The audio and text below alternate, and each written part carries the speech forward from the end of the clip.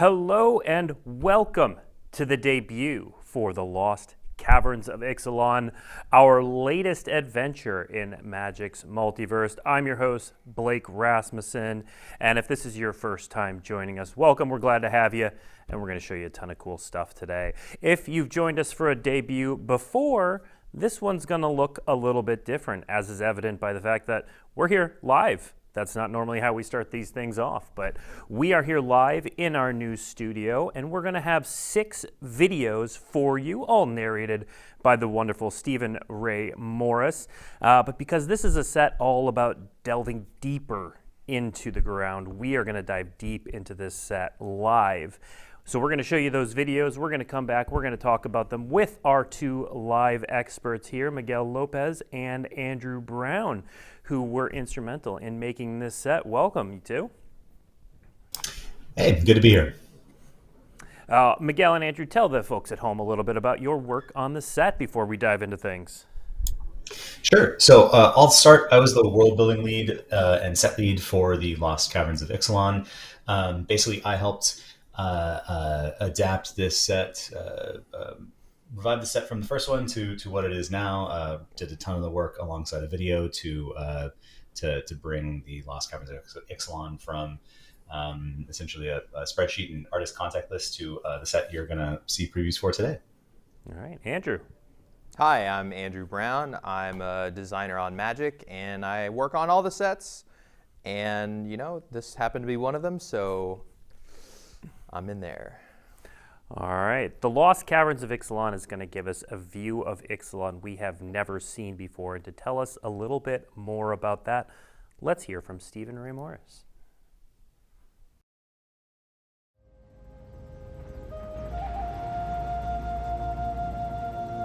Welcome back to Ixalan, Explorers. I'm Stephen Ray Morris, and I'll be reintroducing you to this vibrant and colorful plane with treasures for anyone brave enough to claim them. The Lost Caverns of Ixalan may be beautiful, but it's also full of danger. Those who want to plumb the depths of Ixalan will find the competition among the factions on its surface. There are the humans of the Sun Empire, who are looking to expand the reaches of their mighty culture in a new direction, despite the loss of their old emperor. They'll have help along the way from the dinosaurs that live alongside them. Floating above the waters of Ixalan, but not afraid to venture onto land, are the piratical Brazen Coalition, for whom the lust for treasure is a way of life. More ominous still are the vampires of the Legion of Dusk, conquistadors who seek their dark god wherever he may hide. And finally, there's the River Heralds, proud merfolk, who have been driven from their ancestral homes only to seek some semblance of safety in darker parts of the world. These 4 factions were hit hard by the recent Phyrexian invasion. Even the members of the Sun Empire, who were warned about the attack by Saheeli, the Sun's brilliance, were decimated. Though the people of Ixalan had no interest in uniting to repel the invasion together, they did stop fighting long enough to defend themselves. Now, each group seeks to replace what was lost to the march of the machine. And when searching for something of value, there's no better place to look than deep underground. The Lost Caverns of Ixalan takes place as the 4 major factions have discovered mouths of the world, each of which allows them to access the vast caverns beneath Ixalan's surface. There are those like Huatli of the Sun Empire who seek knowledge. She and the expedition she leads are joined by the newly sparked planeswalker Quintorius Kond. His power to summon long-departed spirits proves helpful immediately as he gives new life to Abuelo, Ancestral Echo, a warrior from centuries past. But they aren't the only ones below in search of ancient beings. Fanatic vampire Vito, guided by visions of everlasting life, will sacrifice anyone in his way to satiate that thirst. Though the caves below are treacherous, they lead to the hollow center of the planet, home to Chimil, the Riven Star. A mysterious source of power, Chimil is worshipped by Oltek, living ancestors of the Sun Empire, as the threefold sun and the mother of the deep gods, including Ohertak, the god of civilization, congress of all people past, present, and future.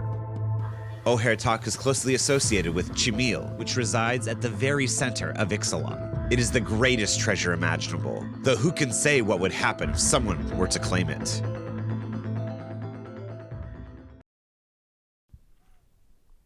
And welcome back from that. There is a lot to unpack in that video here. And to do that, we're going to start with Miguel to talk a little bit about the world. So the story is out. If you want to read the story, you can head to dailymtg.com right now and read the full story. But Miguel, we heard in there some of the keywords, March of the Machine, that this is another world recovering from the invasion. Tell us what is going on in Ixalan to lead up to these points. And while you do that, why don't we put a preview card up, because we like you at home. Sure. So in Lost Caverns of Ixalan, we returned to Ixalan about a year and some months after the end of the events of March of the Machine. During that time, the various peoples of Ixalan have been rebuilding, sort of recapturing areas of their. Ixalan is a planet and a continent, so the continent of Ixalan, of Torozon as well, sort of retaking it from what remains of the Phyrexians and exploring. And in that time, they have discovered, as you heard in the video, various mouths of the world, places where they can descend underneath the surface into the caverns underground. Our point of view for the set is from the Sun Empire, which discovers beneath Orazga these puzzle doors that speak of vast treasures, whole worlds below the surface of the Earth. So we'll follow, or the story follows Watley and a few new characters. Quent as well, as they descend below the surface of Ixalan, seeking answers to deep questions of their past. We'll follow expeditions from all four of the original factions: the Brazen Coalition, the Legion of Dusk, the Sun Empire, and the River Heralds, as they go below the surface of Ixalan, seeking wealth, power, answers, as I said, to deep questions of the past and potential futures. As they adventure through the caverns, we'll encounter other cultures that have not yet been seen on Ixalan, but have been there. Eventually, they make their way to the core, where the Sun Empire encounters their living ancestors, and it all kind of comes to a head in a big climactic event that sort of we think sets up what the future of Ixalan could look like. And Andrew, as we see on the screen, there are at least some llamas involved in the making of this set. Yes. None were harmed, though. I'll have you know. All right. So are we getting the full cycle here, Andrew? Yes. So in Lost Caverns of Ixalan, like in Wilds of Eldraine, there were 5 creature lands. So in the next set here, we're going to give you the remaining 5. And this is the first one that we have. And it's my favorite because it's got a llama. So, All right, Miguel, one of the aspects you didn't touch on or you lightly touched on, are who they run into, the 4 factions, when they start going underground. And I think our next card shows both a bit of that and how we're seeing the same world but from a different vantage point, because this is a card that people are going to recognize. Growing Rights of Itlamok is back. But Miguel, tell us what's going on in this art here. Yeah, so as you pointed out, this card is a reprint. It exemplifies sort of what one of the considerations that we had, one of the things that we wanted to do with this set's world building, which is with Ixalan, take what is known and make it new, and then take sort of what is new and relate it back to what came before. So both sides of this card, the compositions echo the original. Instead of, on Growing Rights of Itlamok, instead of a circle of humans and merfolk forming, a ritual circle, we have a ring instead of mycoid mages. If you've read the story, you know who those are. And on the flip side, instead of a lush valley on the surface of Ixalan, we have an equally lush cavern system, presumably directly below the valley of Itlamok itself. You can see the ends of roots dangling from the ceiling, and strange creatures lurking in the background as well. All right, and we're going to talk a little bit more about some of the double-faced cards in this set when we get to the mechanics. But Miguel, I do want to stay here because we're also going to stay with you because we are going to see some familiar faces. So this next preview card is someone we recognize in a different form. This is Malcolm, Alluring Scoundrel. So another pirate, a name we've heard before. So Malcolm, who is Malcolm, and also tell us a little bit about the Brazen Coalition. Yeah, sure thing. So Malcolm is a pirate. He is, I forget the first set he was in. I think it was in any case, this is the first time we're seeing him as a member of a story.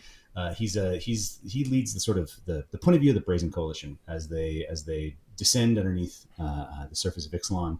The Brazen Coalition is back on Ixalan. They are doing what they do best: chasing treasure, chasing precious gemstones, artifacts, things like that. Malcolm, along with his friend Breeches, are on Ixalan to chase down the answer to a mystery. One of the Brazen Coalition's mining towns goes oddly quiet, and they follow a trail of clues underground and all the way to the core. In pursuit of uncovering the truth behind the mystery of the disappearance of their prosperous mining towns. And Andrew, this looks like a pretty powerful little flash flying threat here. Yeah, I really love it when we try to make these evasive 2-mana kind of tricky blue flyers. I think we can expect to see some of Malcolm in Standard, although he has some competition with Fairy Mastermind. But Malcolm definitely coined the phrase, 4th time's the charm. All right, before we dive into this next video, Miguel, can you tell us just real quickly a little bit about some of the real world inspirations for the look and feel of this set? Yeah, so my art director Ovidio and I, one of the things that we really wanted to do, we both really love Ixalan. We wanted to bring a lot of our experience to it, and with Ovidio has a very deep knowledge of a lot of the inspirations behind this set. We sort of wanted to do like a pan Mesoamerican fantasy treatment, I guess, is the quickest way to sum up our aim for the set. We kind of recognize that there's not a lot of like high budget Latin American fantasy out there, so we wanted to take a swing at representing sort of as many cultures, histories, stories, peoples as we could in this set. So drew really heavy inspiration from indigenous cultures that are still existing, and obviously from ones Mayans, the Olmec, ones from history as well. Yeah. And that's a good way to tee up our next video featuring cultural consultant Alastor Guzman and Ovidio Cartagena. ¿Qué tal, Alastor? ¿Cómo está? ¿Qué tal, Ovidio? Muy bien, muy bien. Muchas gracias por invitarme. We brought you in because we wanted the set to have authenticity and knowledge. We wanted this to feel true to Meso and South America. I've been playing Magic for a lot of time, and being able to work in a Magic set, and especially a Magic set that is connected to my culture, was an incredible experience. It was a dream project for me because I loved the original Ixalan. I have been thinking about Mesoamerican fantasy my whole life. I read these stories as a kid. Being able to use that inspiration, that lifetime, and put it in the set was just amazing for me. I've been working on games and on the cultural consultancy for this kind of stuff for the past few years. So I was honored to work with the Magic team to create this set of Ixalan. A lot of us are from Latin America. It was made by us, por nosotros. Want to make Ixalan feel like ours, make Ixalan feel familiar, make it their own civilization, their own story. Across the set, you always know you're in Ixalan. We were able to put motifing everywhere you go. We wanted to bring a lot of color into the set. It's just such a gorgeous and unique treatment. That one in particular looks similar to alebrijes, which are like these small residents from Oaxaca. We wanted to stray away from many of the bad stereotypes that are usually related to Mesoamerican people. Mainly the idea of noble savages that is very present when representing Mesoamerican cultures in fantasy. There's usually this sense of otherness. So the idea of having the Malamet not just as this savage civilization, but also as part of a wise people that have their own thing, their own writing, was one of the most important steps from creating Ixalan. The Malamet were super fierce. I really love how they looked. We gave them wisdom and we gave them an ancestry. They have magic, they have their own political system. I think Intorius is a very interesting character in this set. He's a very successful kind of archaeologist. He's actively working with Watley, he's working with other people from the Sun Empire. So it showcases how you can work with people from different cultures and still being respectful of them. Quintorius was a great example of good archaeology. The echoes. It was our own unique approach to spirits. All the spirits in Ixalan, they have to have a focus object. A bone, a poncho, a hat, a mask, physical object for the spirit from which the spirit could be born.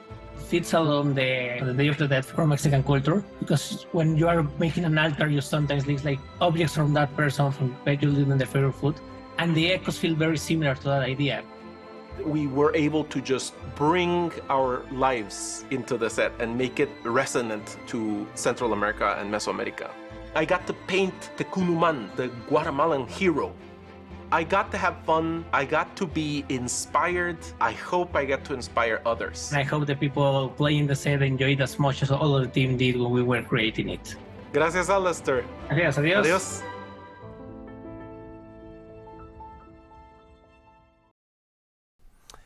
And welcome back. Chat was rightfully gushing over a lot of the art and the look and the feel of this set in that video. So Miguel, obviously a lot of love was poured into this.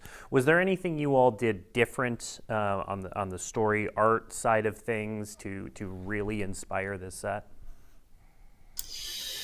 Anything we did differently? I mean, so as you saw in the video, like we worked very closely with Alastor, right? He was basically on the set's development from very, very early stages. You know, like Ovidio said in the video, you know, both of us brought a lot of our sort of lived experience and you know, knowledge to the set, but we also wanted to make sure that we got it right with someone who whose professional practice is engaging with these histories and these present and the present day. So you know, outside of that, you know, certainly like the Lost Caverns Ixalan did like require a lot of that, and we're very happy to have you know, a cultural consultation on deck as needed.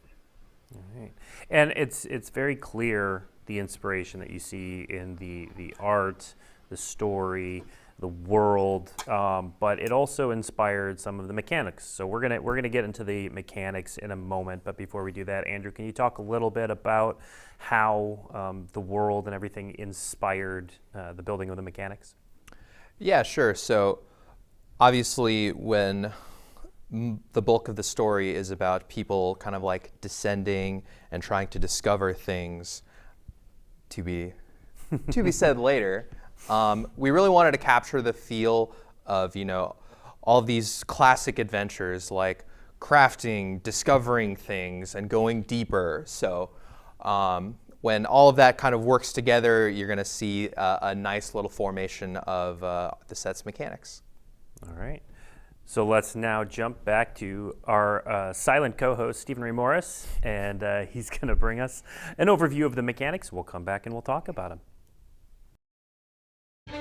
This set introduces 3 new mechanics to Magic the Gathering, all designed to allow players to spelunk to their heart's content into the depths of Ixalan.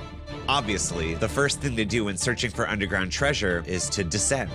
This takes on a few different forms that all reward you for putting permanent cards into your graveyard. The new ability keyword Descend, with a numerical value after it, shows up on a number of cards that improve or gain new abilities once there are that number of permanent cards in your graveyard. The horrific Uchbembak can come back from your graveyard once you have 8 cards and pay some mana. Other cards get a bonus if a permanent card was put into your graveyard from anywhere this turn, seen here on the Myco Tyrant, the fungal overlord of the Caverns who spreads black fungus for each descent. In being the Gestalt mind of Ixalan's mycoids, its power and toughness are linked to the size of your fungal network. Of course, if you survive Uchbembak and the Myco Tyrant, you may discover some treasure yet. With this new mechanic, you can exile cards from the top of your library until you exile a non-land card with a mana value equal or less than the discover value, at which point you can cast it at no cost or put it into your hand. And as you collect valuable cards in the Caverns, you might find that not everything is as it seems. The new craft ability turns the mundane into the magnificent. Exile the required components, pay a bit of mana, and transform your find into a much more powerful possession. Locus of Enlightenment retains those abilities from your sacrifice while also doubling their effect. Explore is a returning mechanic from original Ixalan. As a twist in this set, some cards create map tokens, which are artifacts you can pay a mana and sacrifice to let a creature explore.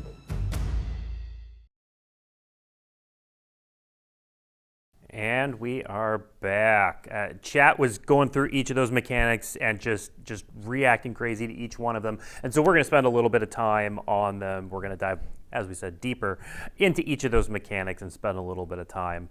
We're going to start with Descend, and you know what? We're going to share some preview cards along the way. So, Andrew, why don't you start us off and talk a little bit about Descend, its role in the set, what it's representing, and let's throw up the card.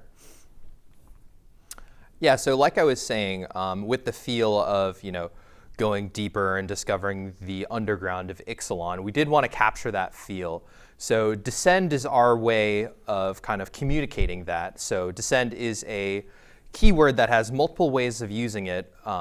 So here on the Everflowing Well, you'll see that there's a number value attached to it, and it will trigger if that condition is met. So this one is Descend 8. If there are 8 or more permanents in your graveyard, then you get to transform it. This is one of the ways we're using Descent in the set. There are lots of different ways we're using it. We also felt it was important to have them be permanents in your graveyard instead of instants and sorceries, because it captures that feel of lands and actual things in your graveyard a lot better than instants and sorceries would. Yeah, and you mentioned there are multiple ways to do it. Our next preview card shows off kind of one of the really cool ways, I think, that it uses Descent, Fathomless Descent. So, Andrew, what's Fathomless Descent? Well, Fathomless Descent here, as you can see, is another way that we're using the Descent keyword. So this one is just straight up counting instead of having a threshold like 8. So theoretically, this creature could be like a 2021 or whatever. All right, and it's also a Tarmogoyf. It is kind of a Tarmogoyf, yeah. 2 mana, gets bigger with your graveyard. And then the third way, we actually already saw this one, but this is, it's still the same keyword, but it's a little different with the Myco Tyrant. So you're also looking at number of times you descended per turn, Andrew. Yeah, I really like the word. It kind of really worked out perfectly because you can say descent, descended, and all of it kind of naturally makes sense within the vocabulary. So if you're here on the Myco Tyrant, it counts every time you have descended, which basically means the number of times a permanent has entered your graveyard this turn. Yeah, and it doesn't care where the permanent entered your graveyard. It's from anywhere. Surveilling, milling, all of that stuff works.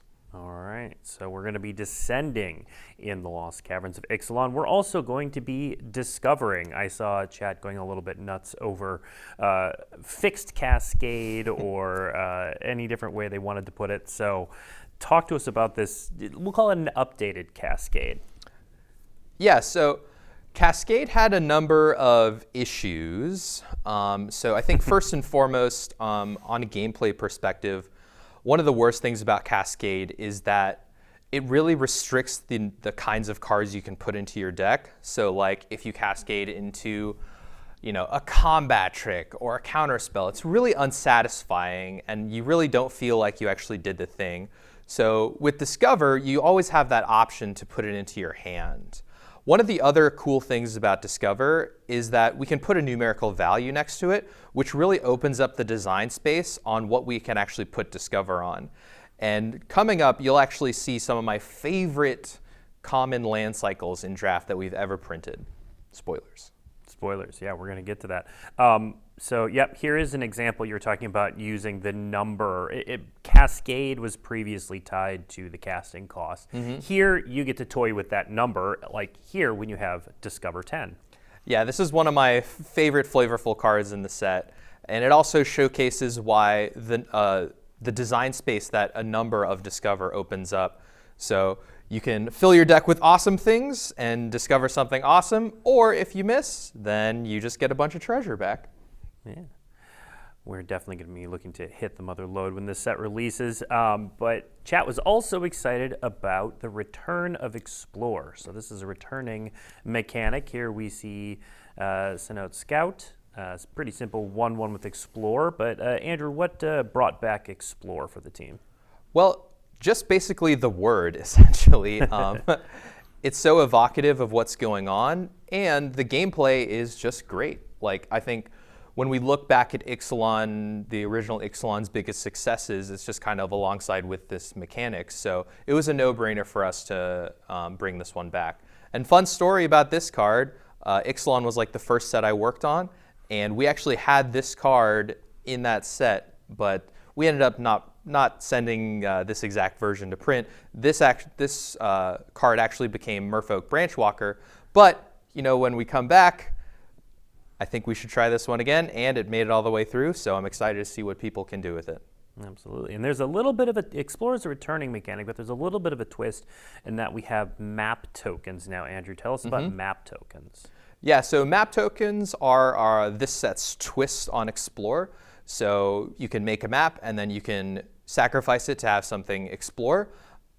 It's a lot more fun, I think, than actually Explore, because you can actually move the counters around, have different creatures explore, and it also creates that token so that maybe if you don't want to explore, you can sacrifice it for something else.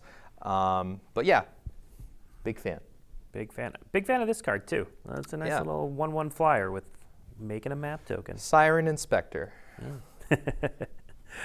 All right, one of the other mechanics we saw in the video was crafting. So let's look at a simple version of crafting first with spring-loaded saw blades and blade wheel chariot.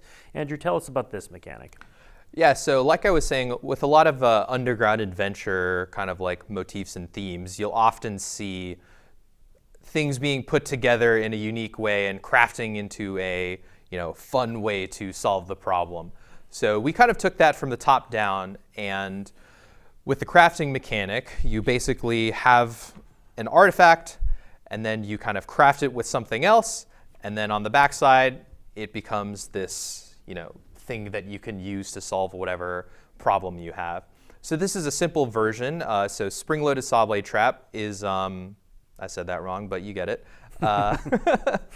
It's a classic white removal spell, but instead of being in like an instant or sorcery, it's an artifact that you can craft with that you can turn into a vehicle later. It's also cool with Descent because, like I said, we didn't want to use as many instants and sorceries, so the more artifacts that we have here can enable Descent more often, and everything kind of meshes together well. Yeah. So I want to, since this is a new mechanic, and then the next card we're going to show is complicated, I want to make sure we get how this one works down. So in order to craft, you exile this artifact and another, it says artifact here, but you can craft with whatever, basically, right? So the craft keyword action will have a cost associated to it. So you'll have to pay some mana, and then you'll also have to meet the condition of the card that you're crafting with. Yep. And so you'll remove that thing from your graveyard, or one that you control and play, and then basically you transform the card and get the new thing. So now let's look at a more complicated version of this. The Enigma Jewel. So the Enigma Jewel, single blue mana, it enters the battlefield tap, add 2 colorless. That sounds like a certain ring that we may be familiar with, but this one you can only spend the mana to activate abilities. But then craft with 4 or more non-lands with activated abilities. Tell us about the crafting variety here, Andrew. Well, as you can see, this card has a lot of soul. So with the Enigma Jewel, this is like a really important story item, so we had to make it as epic as possible. And so this is another example of, large mana cost associated with crafting with a certain type of card. So once you accomplish that, then you get to flip it to the backside where you get to do a lot of cool stuff. I'll just leave it at that. Yeah. And people are saying this is 9 mana. I just want to point out, you can use the 2 mana to pay for the 9 mana. Wait. 9 minus 2. Yep, you got it right. Yeah, 7. Yeah, there we go. All right.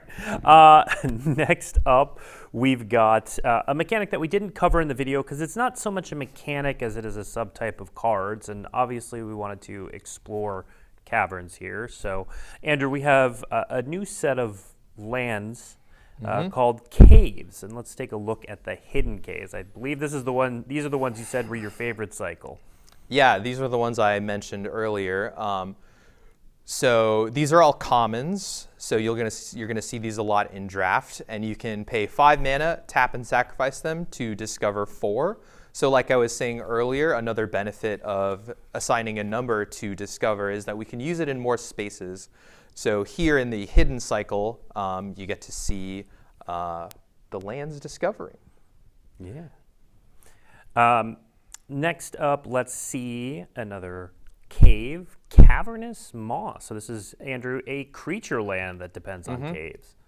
Yeah, so you'll notice that the wording on the activation is a little not normal, but because of Descend and the caves kind of sacrificing themselves and you wanting them to be in a graveyard, we did want to make sure that you can use caves in your graveyard as well instead of always having on the battlefield.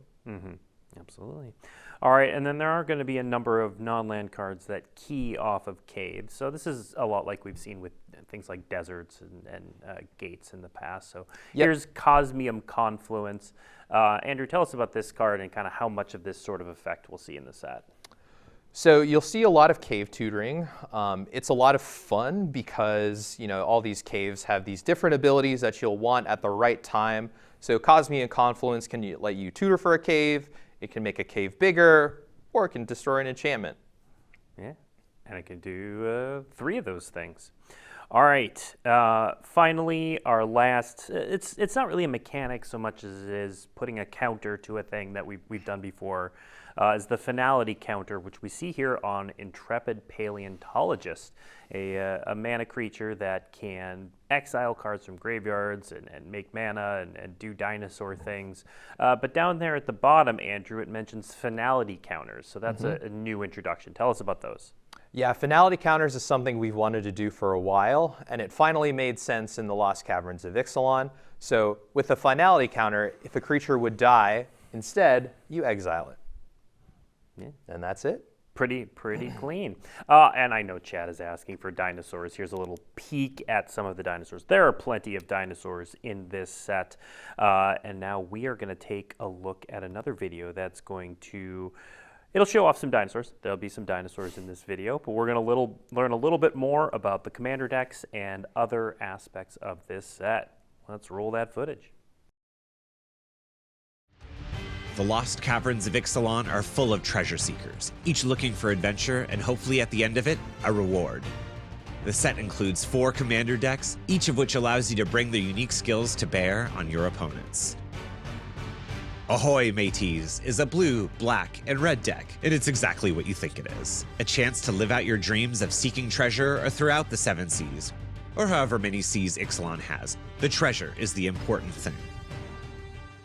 Blood Rights is a white-black deck, bringing everyone's favorite undead conquistadors to the fore. Sacrifice your vampires to gain value so you can bring them back to sink their teeth into your opponents. Explorers of the Deep is a green-blue deck featuring Ixalan's fearsome merfolk. Explore the depths for enough buffs and mana to change the tide of battle. And finally, Ixalan wouldn't be itself without the dinosaurs. Velociraptor, a red, green, and white deck, allows you to unleash their scaly fury on your enemies. Ramp up to cast even bigger dinosaurs, ready to send the opposition into extinction. Like previous sets, the Lost Caverns of Ixalan features a variety of card art influenced by the setting. In this case, we were inspired by Mesoamerican art to create an authentic and inspiring card presentation. These frames use the specific design language from the Aztec calendar. This unique graphic style represents an exploration log, inspired by the codices and sequential art of those cultures. Their circular design and shape language, along with the use of color, really brings these cards to life. Or in some cases, bring new life to the undead. Those amazing new showcase styles can also be found in the Commander face cards, with the commanding dinosaur Pantlaza getting its own borderless dinosaur card.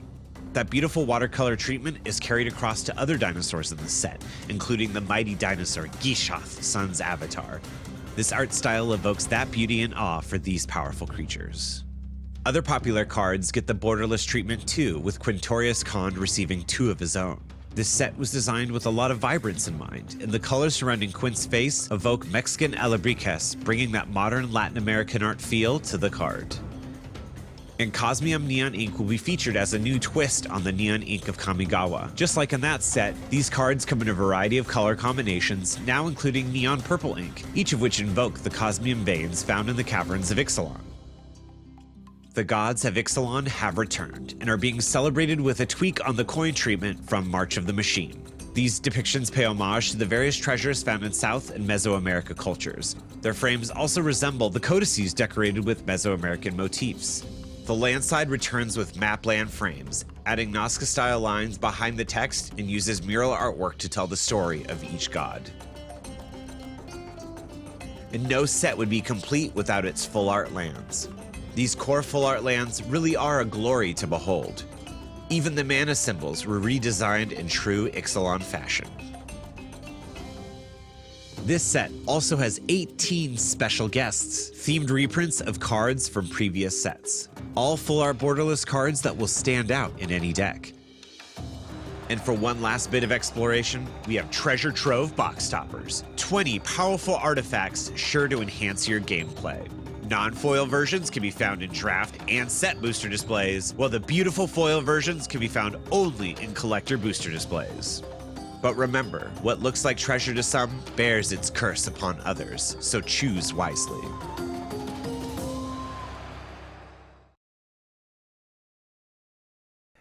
There was a lot of cool stuff there. You know, we're going to show you more cool stuff. We're gonna keep going with previews, but I want to pause for a moment.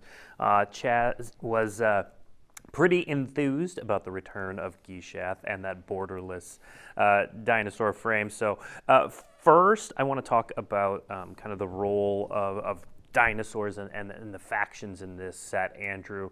Now, it's not a faction set, but they're definitely present, right? Yeah, so they're like the first video showed you, all of the same like cast of the original Ixalan are there. So you have the merfolk, the vampires, the pirates, the dinosaurs, and the Sun Empire. But they're not the focal point of the set. The focal point of the set is definitely more of the adventure and the descent into the underground. So you'll definitely see all of these creature types that you learned to love in original Ixalan, but they're not going to be all about kind of like that collect them all aspect. Yeah, and Miguel, people seized on the borderless frame for the dinosaurs. It's really clean looking. It's beautiful. How we land on that? Yeah, so the dinosaurs in this set, you know, I think many of us have like a very special connection to the just dinosaurs in general. Growing up, you know, whether it's media or books, right? Like one of the things that we wanted to sort of honor that, right, in that style, and sort of render the mighty dinosaurs of Ixalan in sort of a storybook isn't quite the right word, but sort of like naturalist inspired drawings, watercolors, charcoal drawings of dinosaurs, and sort of see what that would look like when applied to the dinosaurs of Ixalan. All right. Well, let's look now at some of the promos from the set. You've already seen some of these, but we're going to show you their promo forms. So for the buy a box, we have Jade Light Spelunker. This is a new one. Explore X times is a pretty exciting ability, Andrew. Yeah. As you can tell, inspired by one of my favorite cards from original Ixalan, Jade Light Ranger. And we figured that, you know, we could put X on it. Maybe it'll work. And maybe it'll work. I mean, it looks pretty sweet to me. I will point out, too, that the art was done by our own Ovidio Cartagena. This is the piece he was referencing in the video earlier. Next up, we have a card we have seen before, but with some fantastic art for the bundle promo. Here is Hit the Mother Load with that monkey coming right at the camera. Sweet card. All right, next up we have the promo pack card. So these are uncommons that you can get for participating in events at your local game store. 3 of these we've seen before, but let's take a moment to linger on Deep Cavern Bat and Bartolome. Andrew, that Deep Cavern Bat has some abilities that look pretty familiar. This card looks pretty strong. Yeah, it's evocative of a lot of old cards like Brain Maggot, where you get to look at your opponent's hand, take a card until the card leaves the battlefield. This is a bit of an upgrade. We've added Flying and Lifelink, and I'm a big fan. Yeah. And then Bartolome is not only a powerful little vampire, but it's got a free sacrifice. We see this alternate version here.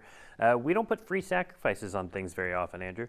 That's correct. We're normally pretty skittish about that, but we've been exploring more, Ixalan, and trying to push the boundaries on things. So I think we're going to be more lenient on these kind of manaless sacrifice outlets in the future. And I got a lot riding on Bart here. Yeah, and Miguel, the video obviously talked a little bit about this treatment, but can you expand on what this treatment is looking to accomplish and show off? Yeah, continuing to ground the, make it like not unrecognizable, the complete opposite of that. Make it like recognizably Ixalan wherever you see this card, right? I think the video called out specifically like drawing inspiration from the Mayan calendar. Obviously, the script in the background is not Mesoamerican. It's heavily inspired by medieval text and lettering, but the sort of like the circular format, the frame itself, right? Again, just trying to draw the eye to it to remind folks that like these are all characters, scenes, items that you're seeing that are on or below Ixalan. Yeah. Now, Andrew, we've already seen a couple powerful reprints so far. We've seen Growing Rights of Itlamok, we've seen Gishath. We're about to see a couple more. Before we dive into those, can you talk a little bit about your reprint philosophy in this set? Yeah, so with Ixalan, we really wanted to take back what our favorite parts of original Ixalan were, and we did want to report it into here because we felt like it was important to keep like that core soul of what we thought was awesome in Ixalan, so that when we do it again, we can actually make sure that everybody can enjoy it like that. So like Growing Rights and Gishath, some of our most awesome cards from the original set, just made sense here. Yep. Another one that makes sense is our next preview card. Look at that transition. Treasure Map and Treasure Cove. So this one, Andrew saw a bit of play the last time we had it in Standard. Yeah, Treasure Map saw a lot of play, and it enabled a lot of cool decks when it was in its heyday. And we're looking to kind of recreate that magic here. Definitely one of my favorite cards in the original Ixalan, and it just made a lot of sense here. So really excited for it. Yeah. And then we have another favorite. We've seen a few blue flyers here, and this next card's going to go along with those pretty well. Chart a Course. Andrew, this one was a bit of a powerhouse in its day as well. Yeah, I really love the flexibility of Chart a Course. It can go in so many different decks. Like you can play it in blue aggressive tempo shells and actually just have a draw to. Or if you have a graveyard-based deck, you can just play it without attacking and then enable your graveyard strategies. It's also great at enabling Descend. So it made a lot of sense here, reprinting Chart a Course. Absolutely. All right, before we jump into the next video, so we've seen Miguel in a couple of videos, chat's pointed this out. We've seen Mana Crypt, we've seen Cavern of Souls, and they get a special treatment called Cosmium Neon Ink. Before we dive into the video, can you tell everyone at home what is Cosmium? We've seen that word a bit here and there. Yeah, so Cosmium is it's a material that comes from the star that's at the heart of Ixalan, Chimil, right, the mother of the deep gods of Ixalan, the deity that the Oltec, the people at the core, sort of view as the same deity as the Sun Empire's threefold sun. So the Cosmium that comes from Chimil is it's basically like magic potential as a mineral, right? So it suffuses. It's infused throughout the core, and then expanding outwards up to the surface, all throughout the plane of Ixalan. It is a substance that's incredibly important to the Oltec. It is a substance that the Brazen Coalition craves for its value. The Legion of Dusk craves for its abilities in sort of enhancing their own, satiating their vampiric bloodlust. And it's just a substance of great cultural importance to the Sun Empire and River Heralds as well. So we thought it would be quite important, quite appropriate to show it off on this treatment in as many colors as we can see it in.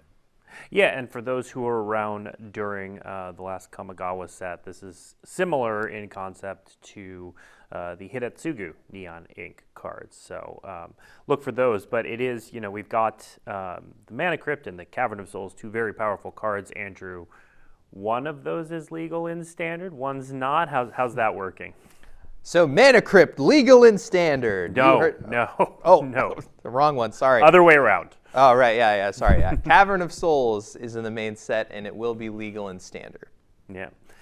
Mana Crypt is what we are calling a special guest. So if you followed along with the Play Booster summary or the first look, we've talked a little bit about special guests. But Andrew, can you give the folks at home what are special guests quickly? Yeah, so special guests appear in packs at a very low frequency, and they're going to show off some of Magic's most awesome history. So you'll see some of these cards. One of my favorites, Bridge from Below. It doesn't make any sense, but it's awesome. Yeah, so these are 3 more special guests. We saw 3 in the video before this. But the special guests they'll be found on the list. They'll have new art. And they represent some pretty cool reprints that make sense here. I mean, you got to have a dinosaur in the list. Of course. The original version of Malcolm. And then additionally, we touched on in the video the treasure troves. Andrew, what are the treasure troves, first of all? Couldn't tell you. Okay, they're the box toppers. Yeah, there you go. The treasure troves are the box toppers. Again, reprints with in-world art. These are not standard legal. We saw Chalice and I'm forgetting the other one, but we have 2 more previews here for you. We've got Arcane Signet that you can get as a box topper with that Ixalan art, and then Amulet of Vigor. And Miguel, can you talk a little bit about the concepting of these reprints? Yeah. So as part of our treasure trove cards, it's kind of a similar vein as our special guest cards, like powerful reprints that we wanted to bring into the set. I should say, from the world building and lore perspective, even though you might see them represented with the motifs of the set, right? It doesn't necessarily mean, and certainly for certain legendary characters, it's not canon, right? It's I think the way that we think of it is for certain artifacts, things like that, is more like a it could fit, and we spend so much time on the world building art side developing really strong motifs. If we're bringing in reprints and we're grabbing new art for it, we sort of think like we want to use that space to show off these motifs on classics, standards, high value cards. Yeah, and let's actually put that amulet back up on the screen. I saw a couple questions about, wait, is this legal in standard? The way you can tell, it's not. The way you can tell, it has a different set symbol, and then also in the lower left-hand corner, you'll see the set code is LCC. Lost Caverns Commander. So it is legal in all sets that Amulet of Vigor is already legal in. All right, now, I know we have some dinosaur fans in chat. I also know that we have some fans of the set we are about to show off that is part of this. Let's take a look at the video on the Jurassic World set. Ixalan is a land with a deep connection to dinosaurs, and we know we aren't the only franchise to have featured these incredible beasts. Luckily for you, life finds a way. That's right, Jurassic World has come to Magic the Gathering. With 26 cards available in set and collector boosters, the classic moments, characters, and of course dinosaurs from Jurassic World are brought to Ixalan. It's an excellent fit for a set focused on discovering things which have been lost, and truly manages to capture the DNA of this beloved franchise, while blending it with Magic the Gathering, creating a perfect hybrid. But if those long claws aren't enough to scratch your itch, Secret Lair has 2 Jurassic World drops crashing into the 2023 Secretversary Super Drop. First up is Secret Lair Jurassic World Life Breaks Free, which features those iconic dinosaurs from your favorite Jurassic World moments. The second is Secret Lair Jurassic World Dr. Ian Malcolm. This esteemed chaos theory mathematician reminds us that some creatures cannot be contained and that life will find its way back out from your deck. Be on the lookout for when those are unveiled later this year. Chad certainly loves that last one. Well, thank you everyone for joining us on this exploration of the Lost Caverns of Ixalan. Previews are going to start, they're starting now. It's now through next week. They're going to be happening. You're going to see more and more of what we showed today, as well as all kinds of cool dinosaurs and merfolk and vampires and ways to explore and caves and things to discover. And so we hope you'll tune in over the next 2 weeks. If you want more details, if you want to dive even deeper on anything that you've seen or heard about today, head to dailymtg.com. There's an article on collecting, there's mechanics, there's details on everything you could want, as well as a card image gallery that will show off all the different cards that have been revealed so far, as well as the different treatments and where they can be found. I want to thank Miguel and Andrew for joining us live for this very special debut today. And I want to throw one last time to our good friend, Stephen Ray Morris, and we will see you next week. The Lost Caverns of Ixalan will be available for pre-release on November 10th, on Arena and Magic Online on November 14th, and available everywhere on November 17th. If you want to read even more of the story, make sure you check out the web fiction, online now. There are so many exciting things to discover in this set, I can't wait to get my hands on these cards. And that wraps things up for the Lost Caverns of Ixalan. We hope you've enjoyed this journey, and we'll see you next time.